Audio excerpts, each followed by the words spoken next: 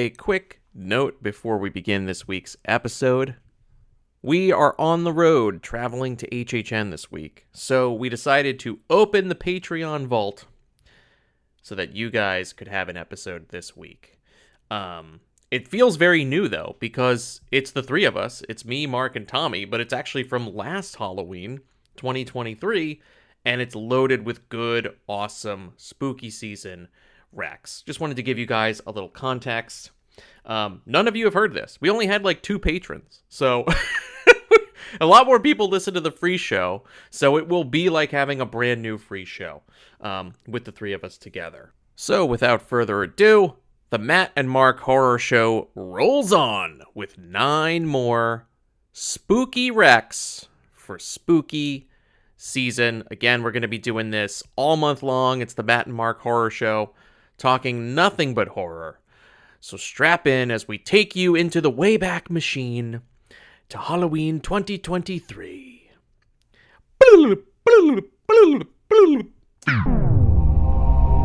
We'll tear your soul apart.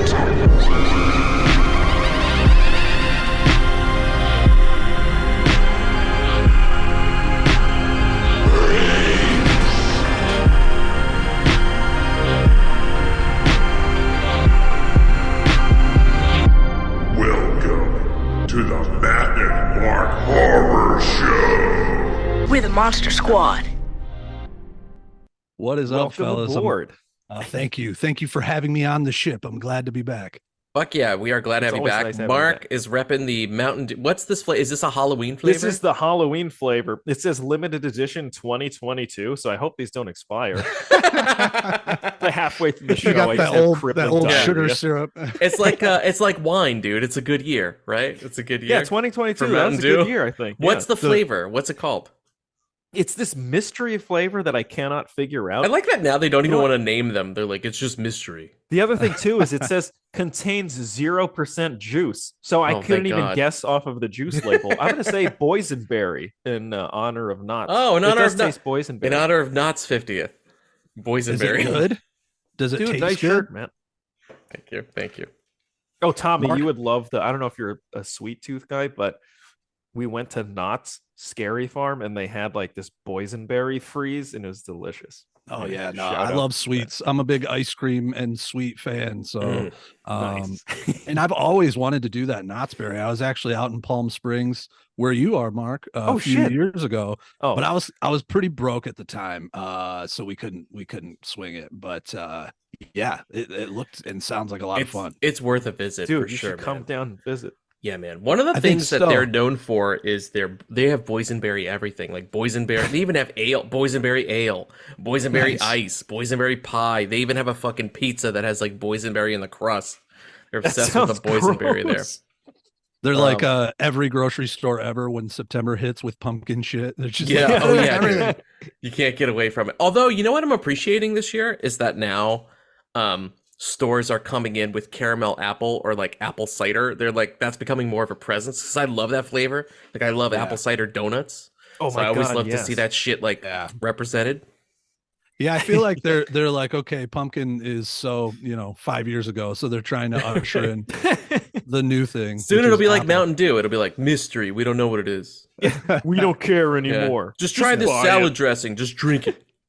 Fuck you for That would be asking. disgusting. That's Ranch gross. When you go to a flavored Mountain fucking Dew. like a Trader Joe's or something, it's like one of the samples is like salad dressing. I'm like, who the fuck's drinking that out of a? You know what I mean? Get out of here. and then you with got to that. wander around the store with like with your salad like dressing fucking mouth. Dixie cup.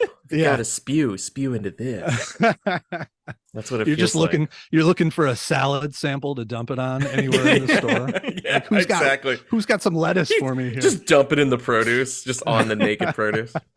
So here we are. Get wrecked. We've got some more spoopy wrecks for you this week, and I guess similar to how we did it last time, we'll go round robin. Maybe we'll go reverse. Maybe we'll kick it off with Mark, and then go to Tommy, and then we'll finish off with me. But we'll go round robin to call him out, guy. Mark, what do you got first on right. the Rex? And I'm gonna You know get what? the share screen going too. I'm just gonna go out with like I watched an old horror film that I had never heard of. It was from the 70s. It's called The Town That Dreaded Sundown. Have you Oh guys heard of shit! that? Yeah, I love that movie. I've That's never awesome. seen I it. have never seen it, and it was. And if I thought like, Texas Chainsaw Massacre was ahead of its time, this one was too. And I think there's a lot of horror stuff that you get in those like newer franchises that based a lot of stuff off of this movie. Well, It's and a what's good cool, looking movie too. there are things that literally steal from this movie. And my favorite Friday the 13th is part 2, but the whole Jason wearing the bag Yeah. on his Yeah. head with the eye hole, that is taken directly from Town That Dreaded Sundown. So this movie was definitely pretty seminal, I think, for slashers. I mean, it predated Halloween.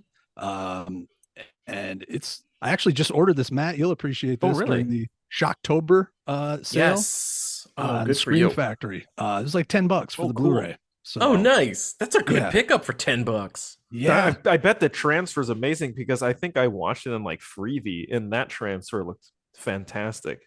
Yeah, and So I'm that's- guessing that Shout Factory disc is going to look awesome. I would imagine it's not 4K, so it's it's not like some of these beefier ones they've been putting out lately, but they do good transfers even on Blu-ray. And Some 1080 stuff looks just as good as 4K. Oh, yeah. So absolutely. thank God. And yeah, I mean, I was streaming this for years, and I think when I saw the price on it, I was like, yeah, I'm just gonna pull the trigger. Dewey references this in the first Scream, and as a kid, that's what got me intrigued in this shit. movie. Wow. When everybody's boarding up their businesses and shutting all their homes down in Scream when there's a curfew, Dewey says, it's like the Town That Dreaded Sundown, and Oh wow. totally referencing this. So good. That's choice, man. awesome. What did you think of it when you first saw it? So as a kid, honestly, I thought it was slow, and it's kind of silly at times too. It almost feels like you're watching like an Office version, like The Office, but with a slasher. Because it's a little bit it's not found footage, but it feels like you're almost watching like a documentary about what happened in this town. And but it's just grown on me a lot over the years, and I really appreciate how much it's affected other future slashers. And I dig it. They actually did I don't know if it was a remake, it was more of like a sequel to this just a few years ago. Oh really? It's not great, but it's passable. It's okay. I think that this one even had like a voiceover kind of like very similar to films from the era it's based in, which I thought was pretty cool. Yeah. It does have it does feel like it would have been in black and white. I don't know, it has that very 1940s 50s feel to it, which is really neat. But yeah, they did a good job with the post World War II era stuff. Especially considering it came out, 76. yeah. They did a pretty good job of hearkening to that era.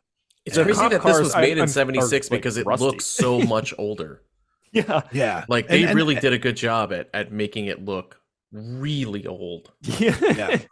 Maybe that was the budget. But even like if you look at the police cars, like you can see like rust, and they kind of look like they brushed off like some really shitty cars, and we're like, okay, we'll just use these, I guess. Right. These are We like got all cars from these the picture era. cars we could use. They got no engines in them. We could do whatever we want to them. It's the actors and their feet are through Yeah. the floor. It's like Flintstones. Yeah. Yeah. It's this guy's junkyard, Andrew Prine. He's like, we'll give you a part in the movie if we can use 5 cars from your junkyard. And he's By the like, way, "Hell this yeah." movie, lots of ladies screaming. So if you don't want to sound like you're a murderer, turn the volume down if you're in an apartment complex. Just a Yeah. warning. Get the HOA called on your ass. Yeah. Whoa, your boy's got a silencer. Is that what I just saw in Dude, that this scene? movie is actually pretty nuts. Some of the kills are like you wouldn't expect from that time period. Wow. You've not And seen I- this, Matt? No, I've never seen it. I You'll- think I you would know like I know it It's by not reputation. super- I know it by reputation. I think it's like Tommy, if I'm recalling correctly, it's like pretty short. It's like under 90 minutes. So it's like Yeah. it's a pretty quick watch. I think And so I think- too. And it's kind of like obviously this movie came later, but I mean the way he approaches these like lovers in their car and kills them, it's like some Son of Sam or some Zodiac. Oh type yeah, shit. it does. It does Oh, that's remind me a awesome. lot of Zodiac because they're all in like lovers lane part. Yeah, well, Yeah. even that shot where the guy comes out with the bag head, like I always think of the part at like Berryessa where the Zodiac comes out in his like full suit Yeah. in the daylight. Yeah. which freaks me out. By the way, this is movie very close by me. By the way, by the way, this movie FYI. is like, You better stay home and make As- out there. yeah, dude, I'm not fucking going out. Fuck that shit. as I'm not going goofy out. as it sounds, it does get pretty disturbing. And that guy with the bag on his head, it lives up to that poster because he is pretty creepy. It's awesome. Especially he's- those he's night scenes menacing. when he's like terrorizing those people. It is very disturbing, actually. The more I think about it, I think I was quite disturbed because And it's just- based on something true too, even though it's Yeah. a bit exaggerated. But Sure, apparently right. they never found this fucking guy. Oh is my the god. creepy part. What is it with these baghead killers? They never find them. This guy and Zodiac, they're both at large. Yeah. How do you trace the bag? You know, if it's Ghostface, you're like, he bought it at the Spirit Halloween up Right, exactly. on Main Street. But how do you trace this fucking burlap sack? It's Yeah. probably This guy the used a problem. pillowcase. They're sold everywhere. We're fucked. This seems really cool. Well, it's From definitely My on my Pillow. list now for sure because it looks good and spooky. I think You'll have to- as far as film history is concerned, it's worth a watch, especially for you, Matt, since you have that encyclopedic knowledge of all these horror films. So I think you'd appreciate it, actually. It's definitely going on my list for sure now. That's a good Tommy, pick. what's up for you, buddy, on Rex? So my next one is one from our era. I'm sure you guys are probably pretty familiar with this, but 1999's Idle Hands is Oh, always yes, I I've just been wanting watched to this. watch this so bad. I just watched this recently. I think I watched it like 2 weeks ago, but I've been looking through my recently watched, and you know, there's plenty of great stuff, but I wanted to maybe wander off the beaten path a little bit and not just mention, you know, Friday the 13th part 3 or whatever. So Sure. yeah, Idle Hands, I love it. I mean, it came out 99, so I was 16, so it was like perfect for my age. I was a 16-year-old stoner horror kid, you know, pretty fucking lazy. I could relate to the Perfect to movie. yeah, to Devin Sawa's character. I wasn't as bad as him. My hair wasn't as greasy, but I love Idle Hands. It's a fun story as far as like the whole possessed hand thing and, you know, taking over the laziest kid in town with nothing better to do. But I also just like that it's comedic. I'm not a huge what's his name? Fucking Seth Green. I don't Green, love yeah. Seth Green, but he's good in this. Jessica Alba, it's like one of her first roles, super early role for her. And it's just a fun ass movie. Like The Offspring is in it at like the height of their popularity, the band. Dexter It gets is his, very gets his head pulled 90s. off, right? He gets scalped. Yeah. Yeah. And I just love it's like at the time, you know, obviously Scream had just blown up a few years before this came out. And so we had Scream, I Know What You Did Last Summer, and we had a lot of like sexy teen slashers. And this movie's not really sexy. It's grimy and it's kind of gross. I mean, the main hero in it is this fucking kid who chops off his own hand. He's got greasy ass hair. He's wearing like someone else's dirty, bloody clothes the whole movie. But it works. It's fun.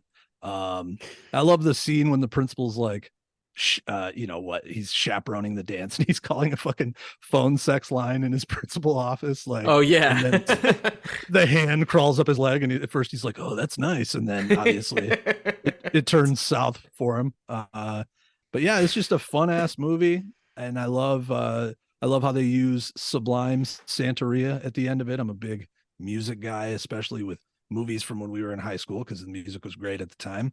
And Idle Hands is a fun one if you're in like a horror mood that's a little bit silly or comedic, and you don't need some straight scares, because it's not that scary. But it's got fun. some great. But it's like a love letter to those horror movies though, because there's a lot of like Romero love and Evil Dead 2 love, and it definitely feels like it's made by people who love and revere the genre. And you have so many good effects in it, man. Especially once the two dickhead friends. Yeah. Like, I also love that the movie doubles down and it's like, it wisely never explains what's going on. It's just like, No. yep, it's an evil hand and that's it. And these two guys are now, this kid's a zombie and this kid has to reattach his detachable head. Like, it never has to explain it, and it kind of just makes sense in the scene. And if you go with it, it's fucking awesome. And the Yeah, effects like- are really good in it. I was just gonna say there's a few digital effects I think where if you see the hand moving or jumping, it was some early digital age shit. But all this stuff with the two friends coming back as corpses and all grotesque, that's all practical effects, and they're great.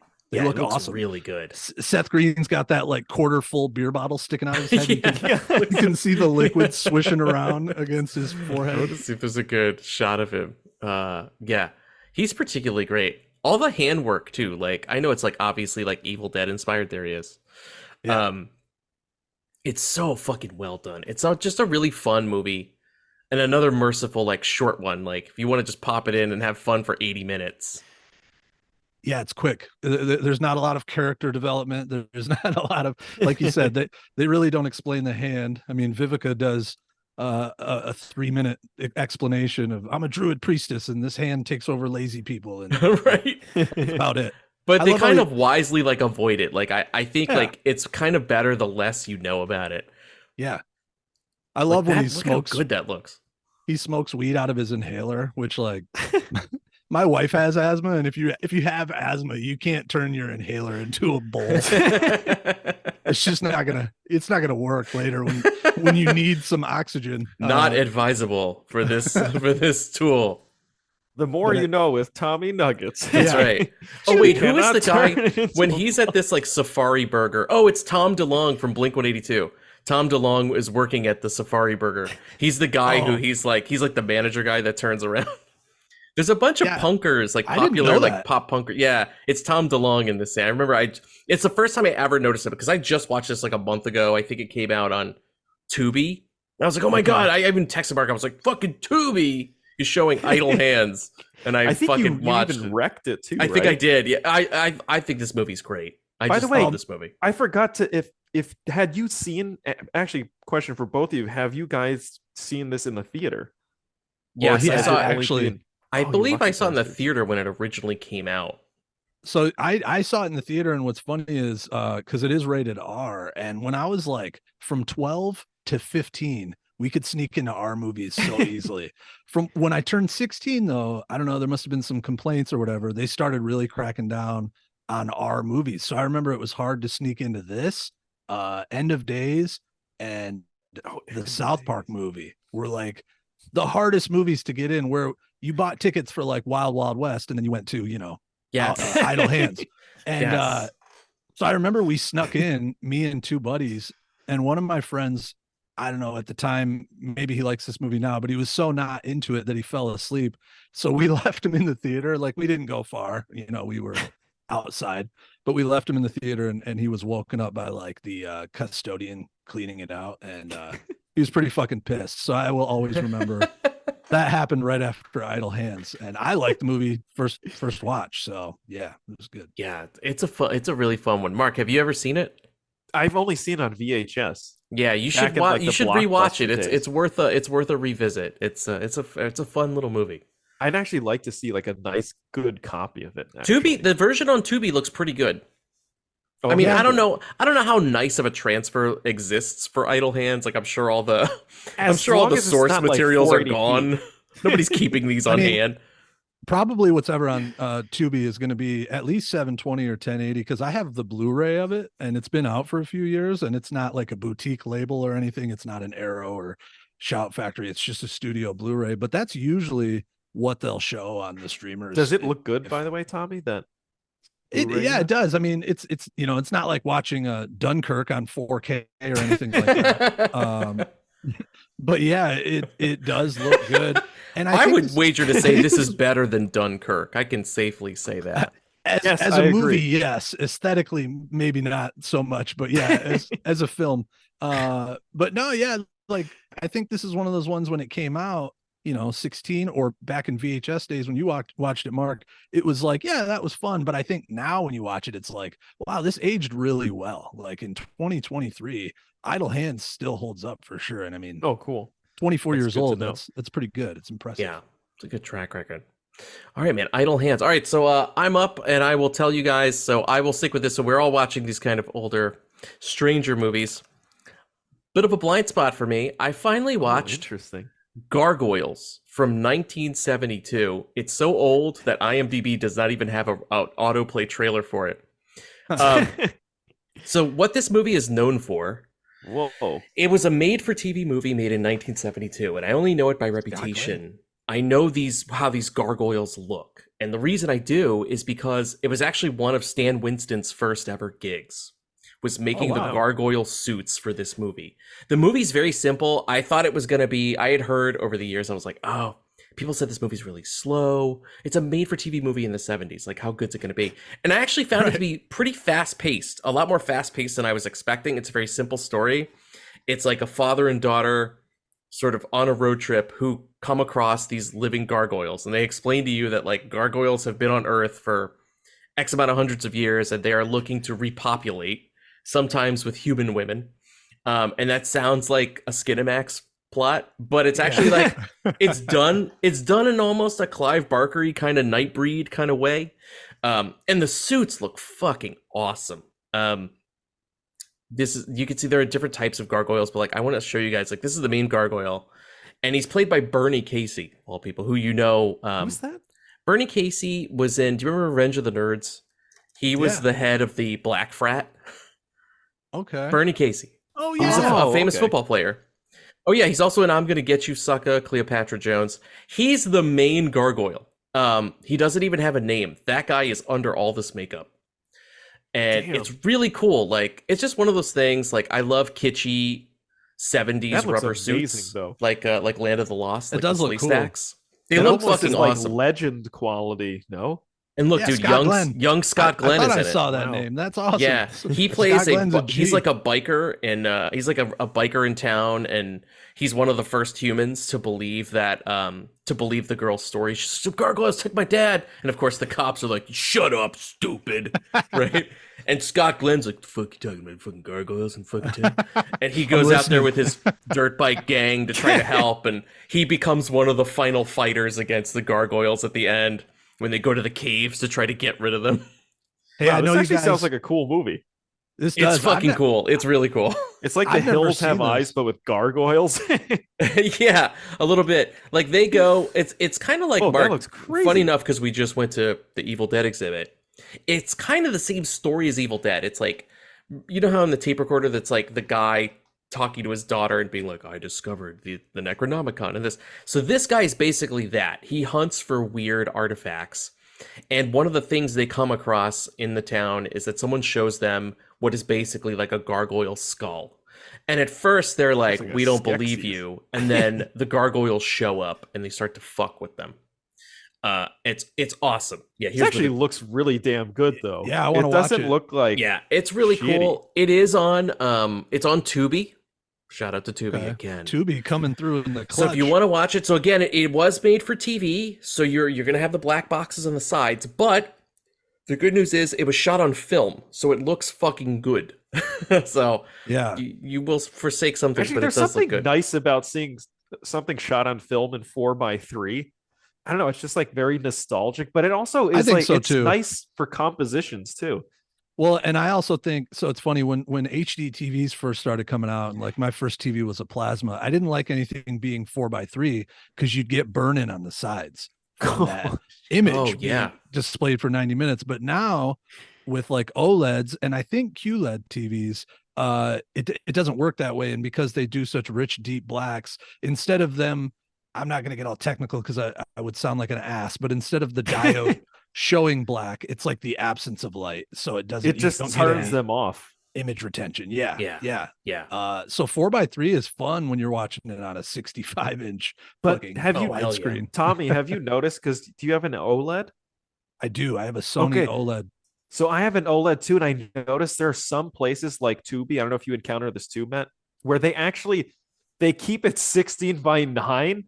So like the edges are, instead of being black and those like pixels turning off, they're like slightly gray, and you're like, god damn it, I bought this OLED for nothing. Yes, well, it's almost like the pan and scan that they used to, when they would sell the full screen DVDs of the widescreen movies. It's a little bit like that, where you lose some image, up at the top and at the bottom, but it fills your screen more, which is obviously good for people that get mad about that. But I'm down with some 4:3 shit, man. Some old stuff.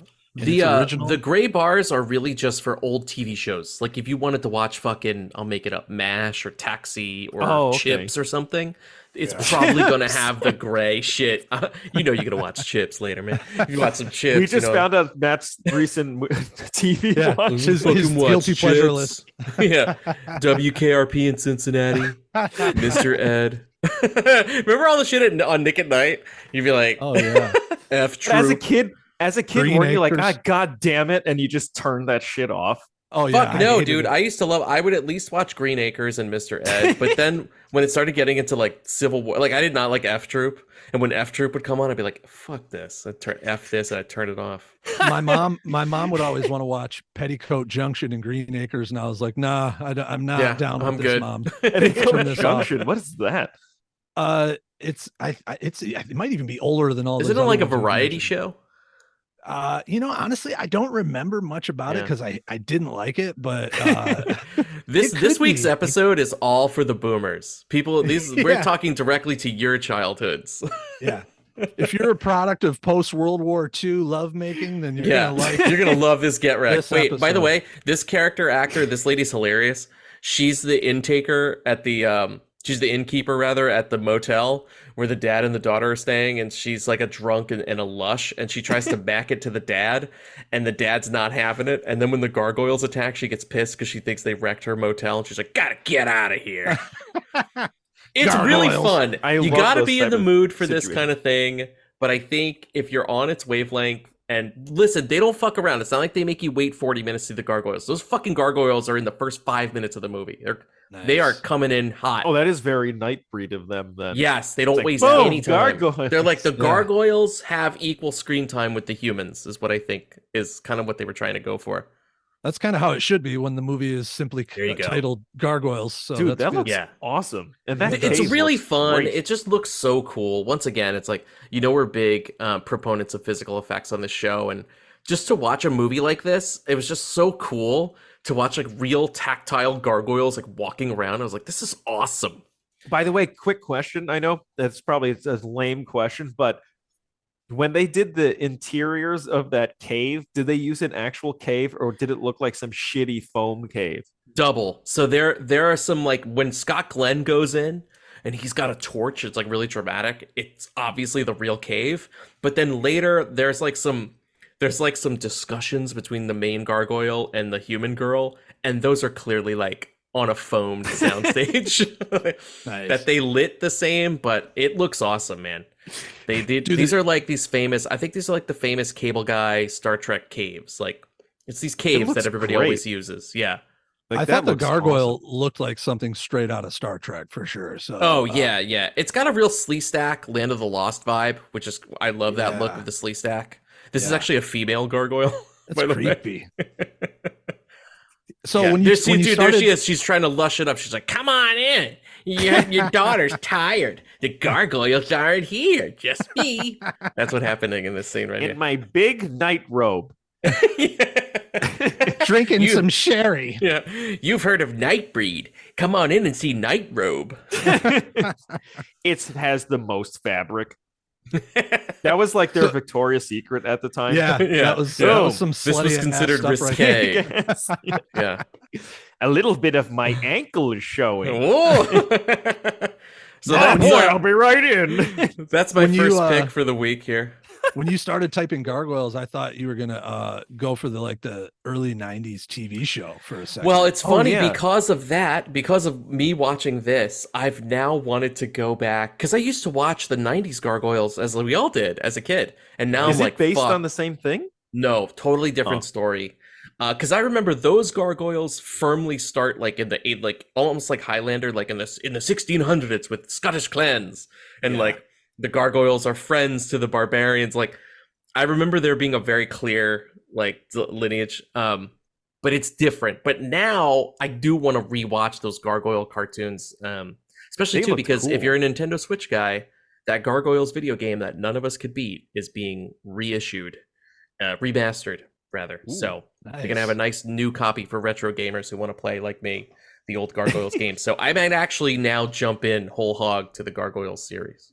Well, and I think wasn't that Todd McFarlane that did that series? I I don't And- know. Oh, really? Wait a minute. I feel Is that like true? some inspiration would have had to be pulled from this movie as well. I'm If it was I'm Stan sure. Yeah. Winston.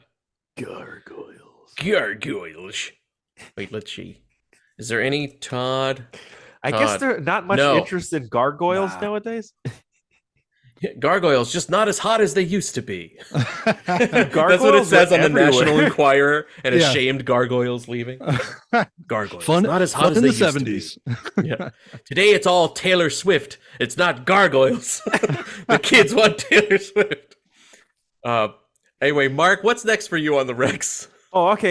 You know what I'm gonna do? I'll do more contemporary. It's also a horror. My cousin, Mr. Suspicious, recommended Totally Killer, which is on Prime. Oh, nice. So if you have Prime, go watch that shit. It's weird. It starts off feeling serious, and then it gets really fun and more like comedic. It's fantastic. I had a blast all the way through. It's super fun. The killer's mask looks cool. I feel as though it'll be iconic eventually. It'll probably, Wow. if it doesn't get picked up, I have a feeling that it'll have a cult following. I heard that this is very like old this school, is like too. a Back to the Future take on the slasher. Right? Yeah. I didn't That's want what to this say is? anything actually, but Yeah, there is yeah. but it's not done in like this overused, annoying Marvel way. It's just kind of fun. It pokes fun of itself. It's super entertaining, and it's not like ridiculously. If I recall correctly, it wasn't ridiculously gory. It's just like really fun. I don't know. I would just say it's fun. If you like fun horror films, I do. go watch this one. I won't say too much about it because I don't want to give It's anything new. away. It's but a newbie. Is this Bloomhouse too? It looked like I think saw? so. Yeah. Yeah, Blumhouse. Yeah. And the girl in this, the main actress, I can't remember her name right now, but she's great. She's in a lot of things. She's in the Black Coat's Daughter, which is Yeah. super underrated. I think. And she's What's Sabrina that? the Teenage Witch. Yes. Yeah. Yeah. Interesting. I'm in. I had no idea this was out already, so I didn't will know definitely anything check about it this out. either till my cousin told me about it. And then I was just like, okay, he's got good recs. I'll check it out. Like I said, it's super fun. If you want to just have fun and, you know, it's nighttime and you want to watch something that's, I guess, in the horror genre, check this movie out. All right, shit, man, totally. Look at killer. that tagline. Yeah. Murder is so 1987. Yeah, That's good. It's good. I like that. I love this. The killer looks mask. cool, though. And that Yeah, I love mask the way is this awesome. looks. Yeah, Yeah. This And is that's really something cool. that- Killer. Yeah, there's So- that seems pretty dope. Oh, Vanilla Ice masks. That's crazy. It's like Max Headroom and a Vanilla Ice baby. It's like the two combined. No, this is cool. Sometimes It is also a fun throwback film, too, I should say. And do they do a good job with the 80s representation? Because some I movies, thought I think so. they Yeah, don't. it felt Okay. more like, you know, those kind of Spielbergy suburbs. Oh, like the Yeah. Amblin towns. Yeah, Oh, it you ha- it- know I it- love. Man, you got me. You know I love an Amblin town. You fucking know I love that shit. You He's said there. Amblin town. I was like, God damn it! Now I gotta watch this shit. I think you'd have a Isn't- lot of fun with it, actually, Matt. This looks like if it's you're right up like my a alley. Like Horror comedy fan. I love horror comedy Oh, and yeah, I that love dude. high concept horror. So That's the guy from I'm in. that's the guy from what's it called? Dead Man on Campus. The frat guy that's like, kick me in the balls. Oh man, He's also By the in way, Freddy Matt, vs. Jason. He's- they that's do, it. they That's do, where I know him. they do reference Back to the Future, so it does poke fun of itself. And Good. it is kind of like very similar in And that's- story. It's like you're going back to the old high school. I don't know. It's very fun. She's in Scream 5. This is Scream 6. Yeah, this is Six, Scream 6 yeah. right here. This is your killer. Spoiler. Yeah, she's the killer that I called in the first 10 minutes of the fucking movie. Jeez. That's all right. I do like that. I gotta tell you, like this looks very cool. I'm gonna is. check I'm this gonna- out, Mark.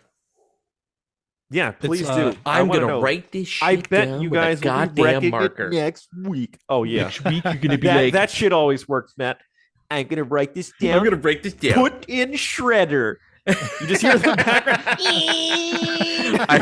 I secretly write like buy cat food. It's just an excuse for me to like continue in my Taco real Bell. life. Like, yes, go on, Mark. And you're like, kibbles and kitty. I'm bits. writing it right down.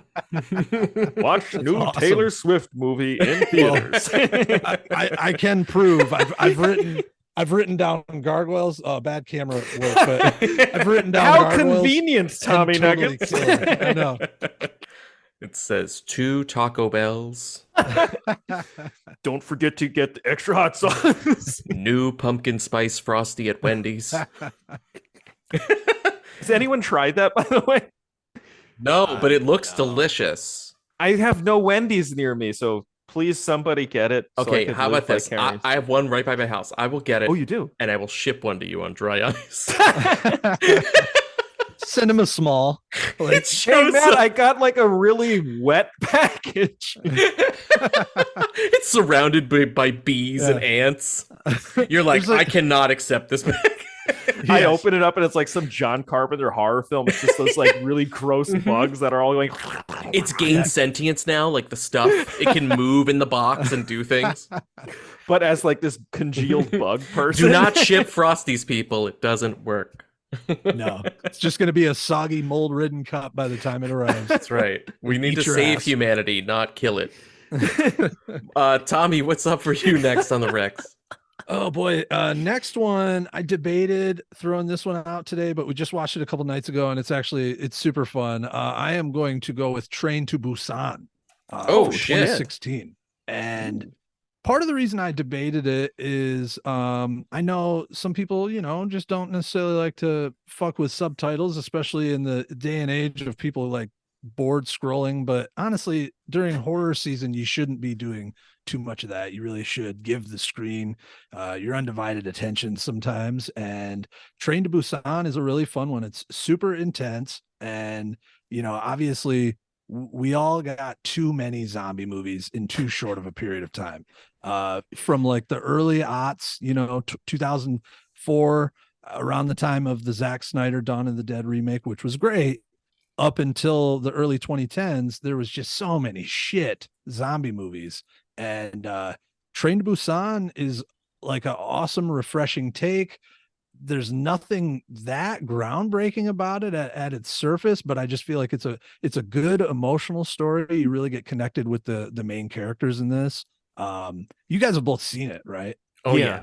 Yeah. I remember love being the like very over dramatic and lots of crying. And I was like, There's please lots eat of these crying. people quickly. I It love is I love the character work though, like the big bartender, the beefy teddy bear guy. he's, That guy's he's great. awesome. He's the best dude in it for sure. Yeah, there's some fun set pieces in it. I remember there being It does look melodrama, but good. I'm like, that comes with Korean movies.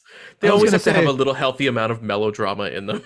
And I think that is how I can kind of easily just like pay that less mind, because it does feel very much at its emotional core. It's a Korean movie, and it does feel like Korean culture definitely dictates the emotions of the movie. It's not made for American audiences to perceive the same emotionally, but the intensity and the zombie work and how gruesome and fast these zombies are, it holds up with anything else that we've received. I know Snyder's Dawn of the Dead was the first time we saw sprinting zombies, and this movie does a great job of that as well. I mean, when there's a zombie chasing you from train car to fucking train car, and just total like disregard for what doors are in their way, and they're just smashing through shit and climbing over each other. I love there's a shot at the end of the movie where the main protagonists get on a train and they're pulling away, and there's all these zombies coming after them, and one zombie runs and like catches the back of the train car they're on, and then all the other zombies almost connect to form a chain that's like moving to get to the shit, back of that's this train right. car. And Yeah. it's so cool because it turns the zombies into these inanimate objects and structures, and they're not living beasts anymore. They're just like these. Like a hive mind almost. Yeah, it's like when ants all got together and built a bridge or something, or it's like barrel of monkeys all connected. It's just honestly, yeah, that shot right there. There It's we a go. fun, intense zombie movie. I do believe this is about 2 hours, and it If runs it's Korean, fast. it's probably like 2.5 hours. Yeah, and it's You know what it's it does fast. remind me of? It reminds me of like, it felt like they took that plane sequence from World War Z and just extended it inside this train. It is like Yeah. the action. I do like me awesome. some World War Z, man. God, World War Yeah, Z World War is Z is awesome. fun. That's a good one. And I think that's a good comparison. The train sequence, or excuse me, the plane sequence in World War Z is like the whole movie of Train to Busan. Like, Yeah. just instead of obviously the airplane, it's train cars. But and then I like the human stuff too. How, like, the worst villain in this whole movie is actually a living human guy and not the zombies. There's one guy that's like, we got to get on the next train. We got to get it going. He's always closing the doors on some survivors, or he's not wanting to let people in. And He used to the work for the villain. MTA, I guess. Yeah, It's yeah. like, I was working in New York City. I know how it's done. It's funny you say that, because I think he does do something with a train line in the movie. He says what company he works for, and I think it is like New York train Transit. Yeah. lines. New Yeah. York Transit Authority. But yeah, Disrespecting people and treating them like cattle since the 1800s. like, how else you gonna get there? Fuck you. Yeah. But yeah, Train to Busan. I've never seen the sequel. I guess there's a sequel Peninsula. called Peninsula, and I've What heard have you pretty heard bad anything things. about it though? Is it supposed to be just as good, or is it kind of like they I have heard bank all off of it. negative things from Ooh. people who have seen it. Me as well. And honestly, I'm not gonna, make myself look like a total meathead here, but I don't always enjoy watching subtitled horror. I like with horror to watch the screen, right, and look at the corners and see where shit's Yeah. gonna pop off. And sometimes with subtitles, you can't do that as much. You got to pay you attention. got to to- watch it like twice because you miss so much stuff just Yeah. going. Yeah, you really do. It's true. But I definitely can make an exception for Train to Busan, and it's something I won't watch late, because if you're tired, and you're reading, you might fall asleep. But Would you ever watch it dubbed, by the way?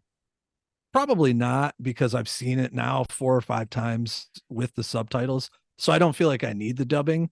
But dude, if they Eventually, could- Tommy just learns Korean. yeah, Yeah. Just watch it with no subtitles, Korean track. that'd be cool. If I did that, I'd probably go visit Korea, because they got some awesome looking street food there that I want. Oh, shit. Koreans yeah. make the best fried chicken on planet Earth. I maintain this. I'm from Yeah. the South, and I'm here to tell you, our fried chicken is fine compared to the Koreans. They kick our asses with the fried chicken all day and all night. That It's Korean true. fried chicken is the best goddamn fried chicken I ever had. They have it perfected with the paper thin, crispy exterior and Like the it's- crunch in every bite. It's not too overwhelming. Shit, like I'm hungry. I'm in North Carolina, so of course, technically the South, and they would probably say we make the best fried chicken here in North Carolina. But no, like Korean fried chicken is much lighter. You don't feel like you're going to keel over after Yeah. you eat it. And you can have more of it, which is even better. I love that. Yeah.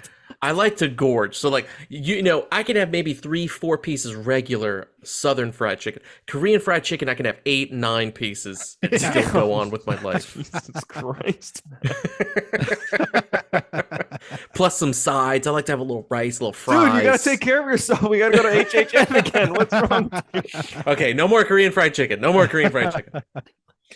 Next up for me. So I Korean won't. fried chicken. Oh, this is a Korean fried chicken movie that I watched. No, I won't belabor this too much because I'm actually on another podcast discussing this movie. But I watched Burnt Offerings, which is a movie from the 70s. I had a real 70s kick like these past couple weeks. I don't know what my goddamn problem's been. I'm like, hey, I've just been a real 70s. You ever get like that? You get like a decade in your mind and you're like, I want to watch TV and movies from this decade. And the 70s Yes. just happened to be my decade. I don't know why. I watched Burnt Offerings. Have you guys seen Burnt Offerings? I saw it at Metrograph. It was like part of their like Lucky R-rated bastard. series. Because it's known for being It's PG. but extremely violent. And Yes. if you haven't seen it, Tommy, the ending is like a bit of a surprise ending. So I have not It's seen awesome. it. I've definitely heard of it, and I'm seeing some names here like Karen Black, Burgess Meredith, Betty Davis. So that's pretty awesome. But I've never Yeah. seen it well, myself. Oliver Reed is the name you should really pay attention to because he's fucking awesome in it. He's great in isn't it. isn't that Proximo from Yes, from Yeah. Gladiator. Shadows and Nice. Dust. Shadows and Dust, Max? Shadows and Dust. I'll have to watch Um, this. You So sold that's why me I'm a not letting any video run for this because I don't want to spoil it for you, Tommy, or anybody in our audience who has not seen this because it's one of those movies that can be spoiled for you very easily. So I'm just gonna let it linger on this very creepy poster and tell you, as Mark said, it's one of the most interesting movies because it's pre PG-13. So we have an Okay. R-rated horror movie that they somehow gave a PG rating to. And it Some does kid went to it see does it. warrant that rating. It warrants an R rating for sure. But you get, again, heavy hitter, murderers row cast. If Karen Black's in your horror movie, you fucking know it's going to be good.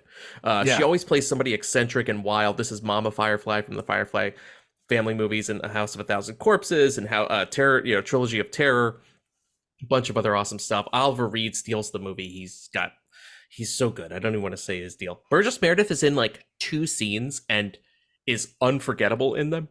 Nice. And Betty Davis, this is her same stretch where 4 years later she'll show up in Watcher in the Woods, another underseen weirdo horror movie that maybe shouldn't be rated PG and is. But Burnt Offerings, it's a very creepy movie. It's a haunted house movie, and if you're very well versed in the genre, you see this movie, you might be like, I've seen this and I've seen this. Well, this is where it originated. Before there was Poltergeist, before there was all these other, famous haunted house tropes, they originated here in this movie. It's also a very existential horror kind of approach to a movie because it makes you scared of life, and sort of the movie plays with your perception of reality and time. You also don't understand how the world works once you're in this house. And what it starts to do to the family. It starts to break them apart psychologically. It's a real fucking crazy movie. Again, this is like the Tubi Shining show. Borrowed a lot from it too. Yes, 4 years predates The Shining. Nice. This is also on Tubi. So if you want, Tubi's going to get a lot of play from us this week. Dude, if Tubi you want, I'm telling you, they've Tubi's got the an shit. amazing collection. And they, especially if you're digging into like a decade of horror, or if you're like, I want to go all 70s, like Burnt Offerings, they have a huge selection there. But the transfer they have, I think, is decent. I'm sure I would love, like, if some boutique label like Arrow or somebody put this out, which I'm sure they have. I haven't done the research yet, but that was my one thing. I thought the transfer was a little fuzzy, but I wonder if that's how the movie naturally looks. I think. I saw a 35 millimeter copy, and it was a bit. It had that like. Yeah, I think you know it what was I'm just talking like, about? how It's like those old soft. movies are almost like, because the lenses they use, they weren't like as precise. They're just always slightly soft. So I think Yeah, that's it's just fuzzy. the way it looks. But got a Tubi is little kind of like fuzz. the best place to watch obscure horror movies and like the latest pharmaceutical ads, which I always thought is funny. Yeah. In case you missed out on finding out about Triobola, Cutting edge. you shouldn't take if you're allergic to Triobola, apparently. It's Fuckers. always people having fun, and then it's like, if your toenails start to bleed. It's like a sex scene. Yeah. And you're like, look at those boobs, and then it's toe jam. Like, now toe I'm phones. normal. If you have nautical nightmares, dreams of a fireplace. Yeah, Burnt Offerings is awesome. And you can hear me, I think I can tease this, but you can hear me reviewing this. This is actually going to be the Halloween special for our friends at the Underrated Movie Podcast. They invited me to nice. review this with them. So you can hear me talk about this in full at the end of this month over there on Underrated. And I had a yeah, great let time us know. discussing it. It was fucking actually- awesome. That's cool. Really Love good to hear what you discussion. think about it. Yeah, we really dug into the movie like hardcore. It almost felt like a real it felt like a real heady film school discussion where you're fucking picking apart, like analyzing quirks and scenes. It was really cool. movie to do it. By the way, guys have got you seen Freudian? it before that though, or Yes, was that your yes. first? No, I had seen it at Pratt. I'd seen it at Pratt a couple times. So I was in a class that showed us this. I don't think you were in that class with me. It was I one of was the in few the classes Mark boring wasn't in one. with me. We're gonna watch Pather Panchali. And I'm like, God damn it! Oh yeah, no, I wasn't in the Panther Panchali class. I had to watch that in like the My basement class of showed Burnt Pratt. Offerings. Yeah, you did better in that exchange, I think. Yeah, I think I won in that one. So there you go. I won't say too much more about it, but I'll just say, if you need any horror enticement, it's a great haunted house movie, and I'll leave it with that. And I'm going to add a hot take because I'll probably watch this on Tubi here soon during Horrorthon. But Tubi is a better horror streaming service right now than Shudder is. I'm just going to 100%. say that. That is so true. Yeah. 100%. Yeah. Yeah. I mean, Shudder's got a lot of stuff that if it's good, I probably own it. And then the rest of it's dreck mostly. Shudder's AV also sucks. Like, everything Yeah. over there is at 720p. Like, get with the times, guys. Fucking, Really? if Tubi can do things in 1080, I don't think Tubi goes 4K. Tubi don't have that. But if Tubi No. can do 1080, so can you, Shudder. Like, get over yourselves. You know what I mean? Right. Yeah. They're like, we don't have the toe fungus commercials to supplement that. We don't We're have not that getting sweet- pharmaceutical ad money. Yeah, we don't have that sweet Activia money. Jamie Lee Curtis taking the poop yogurt. Mark, what's next for you, buddy? On the red. I guess shit. Let's see. What should I do? I'm gonna go. I'm gonna stick to old school because we didn't have a Get Rex. You and I can talk about it. Matt got us tickets to see Opera, and that movie was fucking great. I think we both had an amazing time watching it. That was the first time I had seen it on the big screen. It's so weird. I haven't really watched a lot of Dario Argento movies. Yeah. So I think this is like the first time I actually sat through one, especially in a theater setting. Like, I don't even think I've seen Suspiria. I've only seen the remake. So it was a really cool introduction to his movies because it actually felt huge. It's like they put on an actual opera performance that is happening during the movie. It's crazy. And then of course he has got like bullet time shots in like when was this made? The 80s? 87. It's actually got John a lot of really cool shit in it. Was John Woo helping out on this shit or something? Bullet time. That's awesome. Oh yeah, look at that shot. I remember that shot, but I've never seen this. That is so. You know what? There's a lot of unsettling. You know, you're watching Argento when like the music goes like this. La la la la la la la la, and then when something bad happens, it goes no no no no no no no. It's like a heavy metal band comes on. You're like, some shit's about to go down. I was not used to that at all. So like that was like my first time experiencing that. And also, by the way, I guess people can see this. Shut the fuck up, Europeans, about how violent Americans are. This shit was like one of the most disturbing fucking things I've ever seen. Well, in Argento, all of his movies are so over the top violent, and I mean, some of this stuff looks like it's straight out of a Saw movie, like with the needles under the eyelids. It's like, I wonder where the Americans got their inspiration from. These fucking Italian violent bastards. I will concede to Europeans that maybe we have too many guns and gun worship in our movies. I think we should trade off the guns for boobs. I think, like, and scissors, boobs and scissors. Oh, interesting. Style. It's called Terror at the Opera in that version. You saw that? Oh wow, the title was Terror at the Opera. Is this a riff off of Phantom of the Opera? No. No.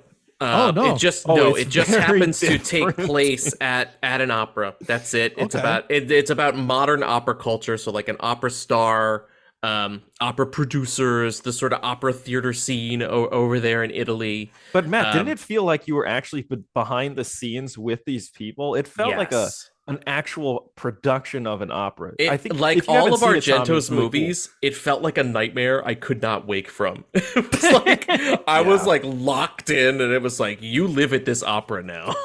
Like there's crazy shit happening while eating your chips and queso, you fat American. Enjoy this showing of Dario Argento. We saw this on Mark. Look at all these skinny opera. We saw this as part of the there's a lovely they're touring with it, I think, AGFA, the American Genre Film Association. They re-released this. It's going to a bunch of specialty theaters like Alamo Drafthouse. So Mark and I were able to see this on the big screen. I don't think it was 35. I think it was a DCP, but it looked. I mean, who gives a shit? Outstanding. Cool, right? Sounded so fucking good. Like they put some money behind this release because like they definitely cleaned it up, but it looks fucking awesome. As a movie, it's great. So, by the way, didn't it if you're a fan of Argento or not? You know. Well, and was this very innovative too? Because like 87, they were doing like some there were some shots in this movie that I read the like American Cinematography magazine and all that shit. So I mean, I feel you were very impressed. Even Mark was like, "How the fuck did they do that?" Yeah, it's at that time you're like, that is a crazy camera move because they had like huge film cameras and they're just doing like it's almost like you don't think of Argento as like a visual stylist who's ahead of his time, but he really is. Yeah, Matt said something really cool. He's like, because after we had seen it, like there's these really cool Dutch angles, but they kind of flow into other shots like beautifully. And Matt was like, doesn't it feel like very dreamlike? And he's right. Like the whole movie feels almost like you're watching a dream, like a waking nightmare. And I was like, it's super fun too. Is it in Italian or is it like no? It's typical Giallo style. So everybody speaks English badly. And the majority of the cast is dubbed, even when they don't need to be. So, like that could be, like if you watch a bunch of Giallo movies, like par for the course with Argento's movies. You're like, this guy is clearly American. He's speaking American, but he sounds like a Martian speaking English. I don't understand. And that's because every single person is dubbed. Usually when they make these giallos, they can cast anywhere from all over the globe, knowing they're going to just have the actor do the lines in their native language, and they're going to redub them anyway. Well, and that's actually why Chinese movies do that now. There's like, I don't know if do you guys watch a lot of Chinese films, but whenever they're like, crackers, we need cracker actors, they always get like these, regardless of where this character's supposed to be from, it's always like low budget Australian actors. So it's like, all from the UK. I love that that's the advertisement. It's like they open backstage, they're looking for an audition. It's like cracker actors needed. All crackers. We don't give a for fuck Chinese about your production. For H Brothers. Well, one of my favorite Argento movies, because of the fact that I think the main actors in there are native English speaking folks, is Phenomena with Jennifer Connelly and Donald Pleasant. We saw a trailer for see this. Yeah, it's awesome. And it is. Dario Argento, to me, I've really appreciated his impact on the industry, and I love Romero, so you have to have a little love for Argento there, because they were so close. And I love like Two Evil Eyes, that movie they did together, Romero and Argento. But my favorite movie, I couldn't get into Suspiria a lot. I couldn't get into a lot of his stuff with the bad dubbing because it seemed so shitty. But Phenomena is at least the main characters, they already speak English, so their lines are delivered just fine. Now, of course, all the secondary supporting cast is dubbed French girls, German girls, whatever. But that's why I was curious about opera, because this was made after Phenomena. This is late 80s. So I'm curious to see how that dubbing it felt out. Pretty natural, right? I mean, some of them you forget it. I mean, it's like giallos. You forget as you're watching. Like, it's weird at first. I think the only egregious person in opera was the little girl. Betty, you're so beautiful. That was like the one that I was like, oh God, what's happening here? Everybody else, I just kind of forgot about it. Nice. So yeah, if this is playing at an Alamo near you, go get yourself some chips and queso and check out Dario Argento's opera. Make sure don't get anything like with red stuff in it, though. Yeah, no red stuff. That goes without being said for an Argento movie anyway, right? Or Lucio Fulci. Just don't do it. Like, just don't do it to yourself. No spaghetti Jello. Beforehand. Yeah. Don't serve raviolis at the opera party. Tommy, what's next for you, buddy? What's up for you on Rex? So I came in with 6 today, so I got to choose from the remaining 4 right now. I know that's where I'm at. I'm eyeing what I'm going to pick for my last one. And I think I'm done, by the way, guys. So. Well, and you guys are doing like artistic, creative, beautifully shot. Yeah, you don't have to do that though, Tom. Gargoyles is not artistic, I want to say, for the record. It is a very poor man's That's why film. We love Tommy though, because he actually thought that Gargoyles was like a good. Tommy will dig awesome. Gargoyles, I think. Well, and I guess if it's not artistic, it's like seminal, town that dreaded sundown, and the first Stan Winston movie, and I'm like, Idle Hands is pretty good. It's got the quarterback from Little Giants.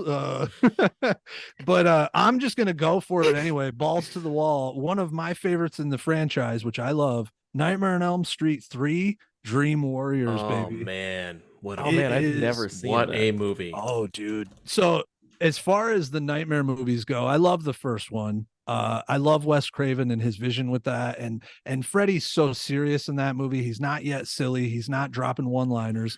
This is the first movie where they really let Freddy walk and be funny and snarky, and the kills and the dreams that he dumps on these kids, the nightmares, are all very like over the top and pervasive. This one kid in the movie is in a wheelchair, he's paralyzed, and so Freddy uses that as a device to end him in his. I won't give it away since you haven't seen it, Mark, but it's so old, feel free to spoil it. So it's been out a little while, yes. It's worth it for some of the special effects wizardry, Mark. It's also one of the best in the Nightmare franchise. I did during the Pandy. Yeah, I did a whole Nightmare on Elm Street rewatch, and I ran the whole series, and I was just so blown away. Even in the bad, with the quote unquote bad ones, like Dream Child and Freddy's Dead, like the effects are incredible in these. They're just like a show reel for physical effects. And Freddy Krueger is one of the most fun horror icons. there Yeah, is. 100%. 100%. Nobody had more fun than Robert Englund playing this role. Nobody brought their own charisma and snarkiness to a horror character, except for maybe Brad Dourif as Chucky, that Robert Englund brings to Freddy Krueger. And what's cool about this movie, so Robert Englund, I read his biography years ago, and it's a fun read if you're a horror guy or a genre guy or girl, a genre person. But anyway, Robert Englund said his favorite Nightmare on Elm Street was Wes Craven's New Nightmare. He loved the meta fourth wall. I like it too. My favorite is the original, but Englund did say, and I agree with him here, if you combined the plots and the stories from Nightmare 3 and Nightmare 4, that would be his favorite entry. So interesting. Wow. 3 is a hard hitter for sure. If I had to get someone turned on to the Nightmare on Elm Street franchise, this is the first one I'd show them is Nightmare. Oh, really? 3. Yeah. Do you, by the way, do you need to watch 3? Do you need to watch the first 2, or does it not matter? You really don't, because the first Nightmare establishes a little bit of lore with who Freddy Krueger is and the whole, the mechanism of how he's going to visit you in your dreams. But Nightmare 2 completely goes off the rails. Yeah, the lore is completely inconsistent, like from movie to movie. Yes. And they fucking throw shit away willy-nilly. It's like they forget about things they've established. Oh, yeah. And in 3, they introduce things in 3 they never talked about. They have Amanda Krueger, which is Freddy Krueger's mom, and they say he's the bastard child of 100 maniacs, and that's the first time they ever really explored that lore. But Nightmare 3, yes, it's got some kind of ham-fisted cheesy stuff, but it's not a B movie. The effects in it are top notch. The kills in it, are still jarring. So the premise is it's these kids that are in a mental health ward because they're all having these crazy dreams about Freddy. And so all the adults and doctors are like, these kids just need some sleep and they're sexually repressed and rah. But really they're all having communal dreams about Freddy. And that's actually a really cool premise. Yeah. it's what it reminds me of? It's almost like it's like an X-Men movie that happens to be a Nightmare on Elm Street movie. Oh wow, it's like everyone has different powers. Yes, it's like outcasts. It's like a group of outcasts with different abilities in the dream world, and they team up to fight Freddy. It's fucking awesome. I think that's actually very cool. I've never looked at it that way before, but that's spot on, because you've got Kincaid, who's like the tough guy. Yes. He's like the Hulk or the Thing or something like that. And I can't hear Kincaid's name without saying Kruger, pussy, Kruger, pussy. Yeah. And the only thing I will say I don't like about Nightmare 3 is it's a very early, maybe even her first film role for Patricia Arquette. And that girl has the loudest screams I've ever heard in a movie. Like, she screams from the belly. You can hear that shit. And your neighbors are going to love this, Mark. They're going to love it. Oh, God. My walls are so fucking thin. It's like, he's killing another poor young lady again.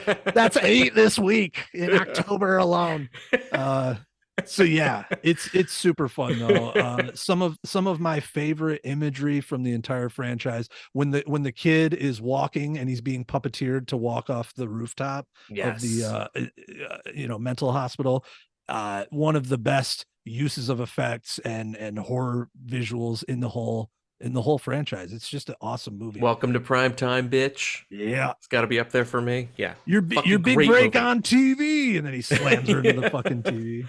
So good, such a good pick. What's funny about that scene is they have a little snippet of the Dick Cavett show, and Zsa Gabor is on it, and I guess Dick Cavett hated her and he didn't want to do that scene with her. But when they told him, well, we're gonna have you turn into Freddy and like kill her, even though you don't see that in the movie, that's what made Dick Cavett go, oh yeah, I'll do that. That's sweet. Oh wow. I love shit like that. Yeah, that's fucking great.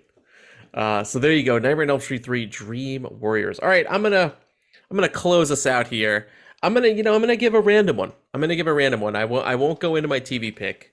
I'm gonna go into a random one. So in addition to the live action horror movies I've been watching, every year I try to watch a little Halloween animation. I love animated Halloween specials. A couple years ago, I did all the Tree Houses of Horror. This year, I'm trying to find other animated Halloween stuff that is not Treehouse of Horror. And I did just watch, it's very weird, but I wanna talk about it a bit. Is I watched The Adventures of Ichabod and Mr. Toad. Yeah. Pay no attention to the Mr. Toad part. This is fuck what's that weird. Toad. So I loved the Mr. Toad ride when I went to Disneyland, and I was like, there's a movie, I want to watch it. And I only watched the half. It's a bifurcated movie. So one half is Mr. Toad, one half is Ichabod Crane's Sleepy Hollow.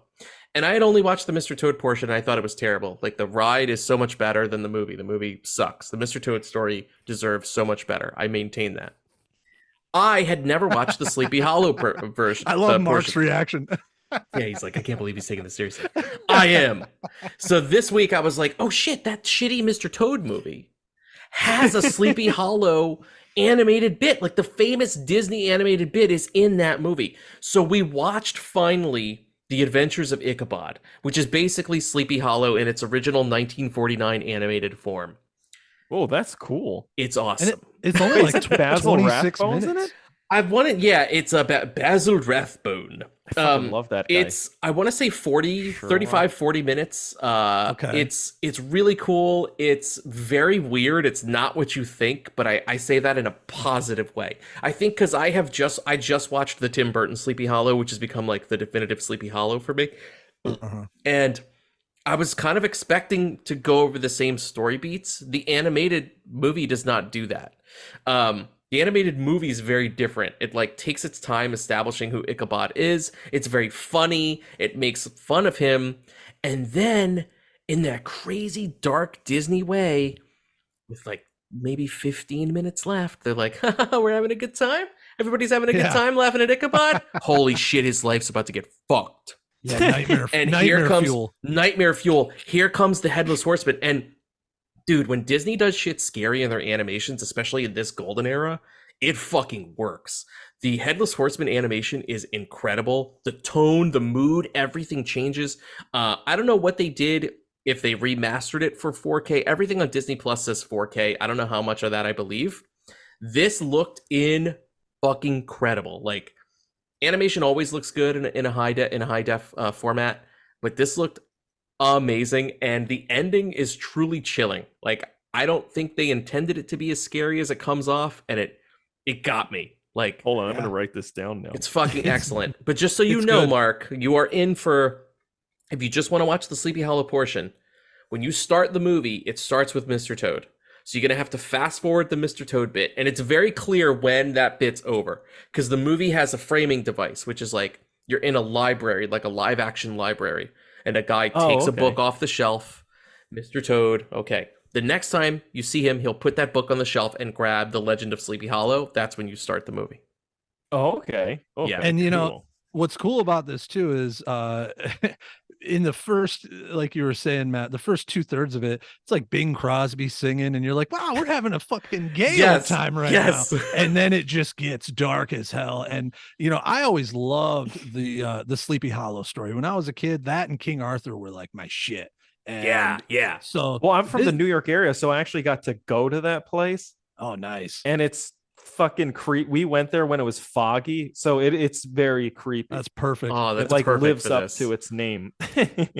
Yeah, this is good. This is a fun pick. I'd say that for me, at least, this is another, like, this is a Sunday morning watch while you're having breakfast, and you know, it's like a horror cartoon. Dude, we had finished dinner, and we had we've been rewatching we've been watching Justified for the first time. So we just had finished season 5, and I was like, okay, I love me some Justified, but I'm happy it's over because I got Halloween shit I gotta watch.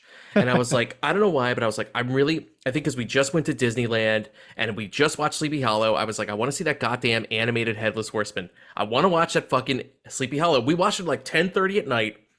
We had our fucking balcony doors open, so you could just hear the outside world. And it's just kind of this amazing coincidence of events where I live, the sprinklers go on at a certain time, and I always forget about it. And like, what the fuck was that? Oh, dude, it's dead fucking quiet. Bing Crosby singing, everybody's having a good time.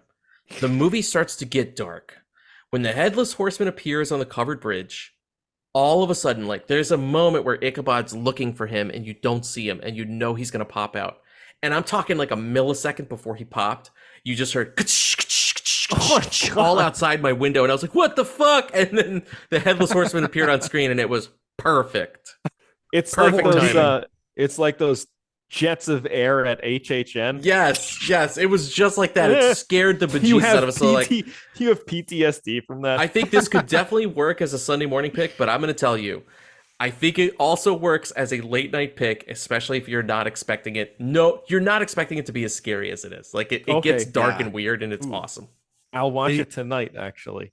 You think it's going to be more cutesy, and it's really not that cute. I think it's because they spend so much time with the cutesy stuff and the Bing Crosby and making you comfortable that it really feels like they're pulling the rug out from under you when the shit goes down and the horseman comes.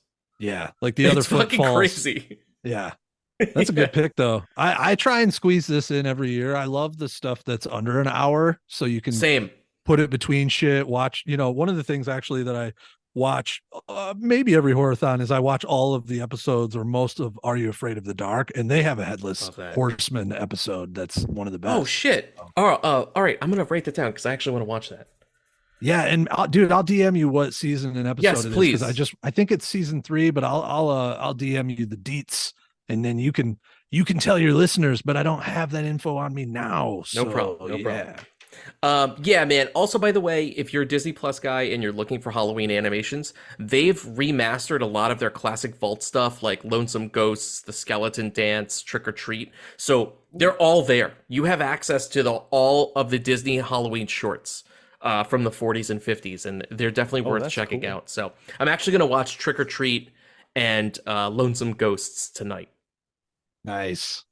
Trick or Treat, that's like that's a heavy hitter of yours, right? Like, are you watching it? Oh no, I'm sorry. That's not Trick or Treat, which is like that's like in my icon. That's like my pantheon of icons. That's I'm saving that. No, I'm saving that for a little closer to the holiday. This is Trick or Treat, which is an animated Halloween film, like a short film from Disney. I want to say in the 50s. It looks like Donald Duck is in it, and it looks really cool. It's like all about trick-or-treaters and dressing up, but it looks kind of fucked up, like their costumes look really old and weird. Nice. So I'm going to catch that, and Lonesome Ghosts, which is like a ghost-busting one with Mickey, Goofy, and Donald as ghosts start to invade their house. Oh, that's awesome. Well, now I might have to look for both of those myself. Fuck yeah, dude. I'm hoping they got the same visual treatment that Ichabod did. So there you go. I think that's it for us for Rex. We'll cap it there at 3. We got a main show to get to. Thank you, everybody, for tuning in for this. We're out of here. Peace. Peace.